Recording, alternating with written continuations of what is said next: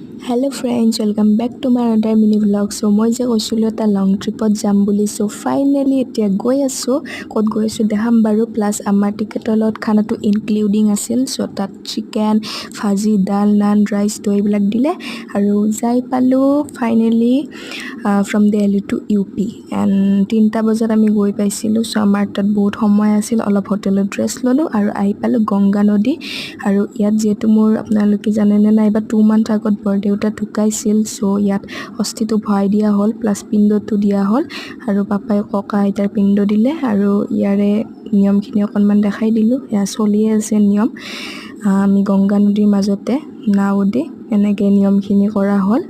আৰু নেক্সট ইয়াতে শাওনৰ মাহ কাৰণে একচুৱেলি ভেজ পায়, চিকেন নাপায়. চ' বহুত দূৰলৈ আমি ৰেষ্টুৰেণ্ট বিচাৰি পালোঁ, বাট আমি দুপৰীয়া ভেজ খাইছিলোঁ যিহেতু সেইকাৰণে অকণমান লাইটকৈ খালোঁ. মই লাচ্ছি এণ্ড 3টা ফেমিলি আমি গৈছিলোঁ, বাকীখিনিয়ে চাওমিন খালে. চ' নেক্সট মিনি ভ্লগ ইয়াৰে আকৌ আহিব, চাই থাকিব.